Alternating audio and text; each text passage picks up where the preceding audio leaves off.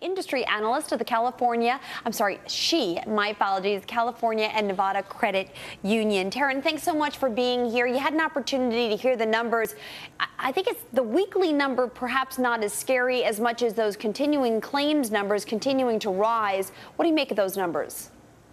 Well, thank you very much for having me here this morning, and I fully agree with you. While the weekly claims are always interesting and tell us definitely the trend, it's those continuing claims that we really continue to watch and keep an eye on, just because that really tells us kind of what we can expect going forward with regards to the labor market and that ever important unemployment rate. Terrin, as we mentioned at the outset here, you work with California and Nevada with the credit unions there. What are you seeing on the ground? I mean, how are you seeing this ripple effect work its way through several of the key states here?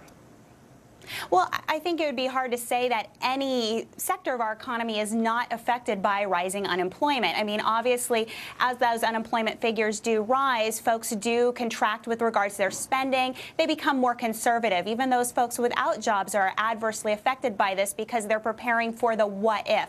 They're trying to keep their balance sheets in check just in case they actually join those roles. So it's really critically important. With regards to the credit unions, that's probably one of the biggest issues we're seeing is our members are struggling with employment.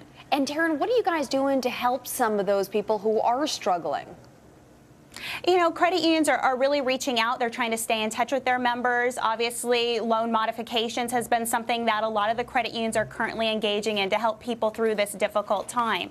So just trying to be proactive and just remain visible and be as much assistance as we can during this period. All right. Well, Terrin, I thank you so much for taking the time to join us this morning. Great having you on the show. Thank you.